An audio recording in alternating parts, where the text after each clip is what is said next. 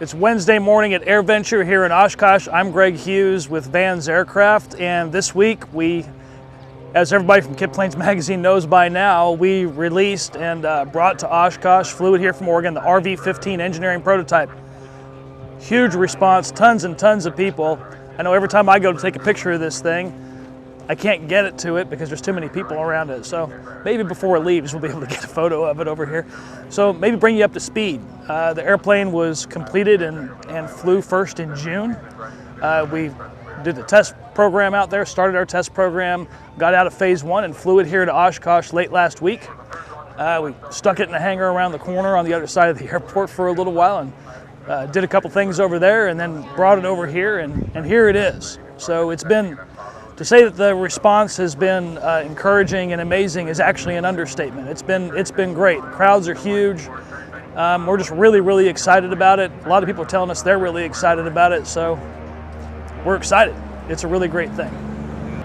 So of course we've received a lot of questions about the airplane. This is an engineering prototype, so it's not the final configuration. So there's some things about it that, frankly, to somebody who's thinking about building an airplane, look a little weird or a little strange, right? And one of those things is there's a big fuel tank where the right seat would be in the airplane. And that's for configuration, adaptability, and flexibility.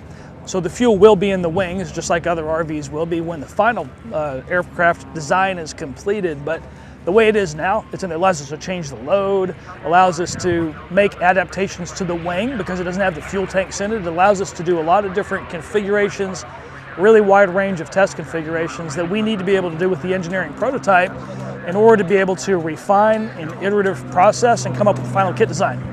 So there's some decisions that were made in this airplane that are specifically geared around doing just that. For example, people always ask about on the stabilator, on the trailing edge, there's a little tab that goes across the outside half. We call it a gurney tab. And that was actually there. That's temporary. It's not going to be on the airplane, right? It's used in order to provide some additional force feedback, pitch authority feedback to the pilot so you can feel it in the stick. It turned out that it was so perfectly well balanced and worked out too perfect, if you will, to where there wasn't enough feedback in it. So we have to put that on there, and then we use what we learned from that and do some measurements and then make changes to the stabilator in the next iteration of the stabilator in order to make improvements there.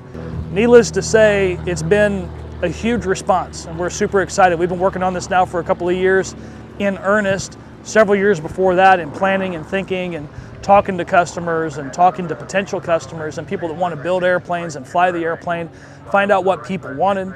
We did surveys and we did all kinds of stuff in order to try to figure out what really is the right mix of configuration, features, and capability for the airplane. Feedback that we get here at the show helps to inform what we consider and what we think about doing before we finish this airplane.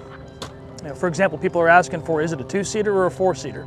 And our intent is what we're looking at is a 2+2 configuration. They're asking, what about floats, right? Yes, floats. So we intend to build the ability to put floats on it into the airplane.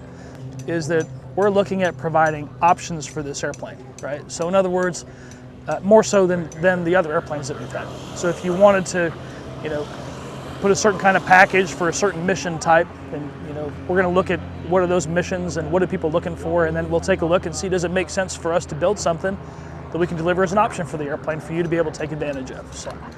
So we got it here to AirVenture, right? It's here. The next thing we have to do after everybody gets to take a look at it is we're going to fly it back home, of course. And again, like we've said, engineering prototype airplane, this is a working airplane. It's a tool. And so we'll take it back and we'll continue our iterative test program. So when we get back, there's a number of things on the plate for the engineering team and the prototype shop team to keep working on and refining, also to expand the envelope, right? We haven't gone to the top speed yet, right? And there's a number of different configurations, flying configurations and physical configurations of the airplane that we'll continue to build upon and iterate on until we get to the point where we have enough information to really validate and determine the final design of the airplane.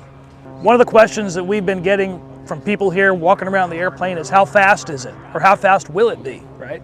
And the real answer right now is we don't know exactly how fast it is. We have a pretty good idea of how fast it's gone so far, but we'll be taking that a little bit further as we expand the envelope, the mission envelope and the speed envelope and performance envelope of the airplane as we continue our engineering test program.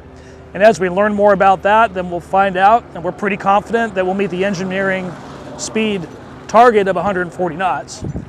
I think we're pretty confident that we'll be able to hit that based on what we know so far. I can tell you that much. The other question we get is, what about stall speed?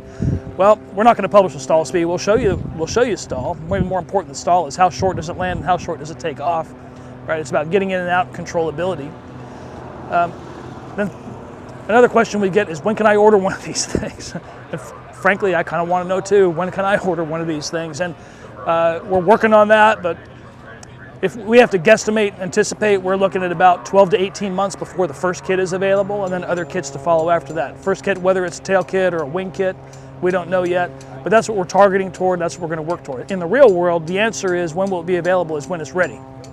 So if we are refining and we find there's things that we decide we need to change, because it has to meet that total performance requirement, right? It's speed, it's handling, it's safety, it's all of the things packaged together to meet that requirement. So when it's ready, it'll be ready. We're shooting for 12 to 18 months.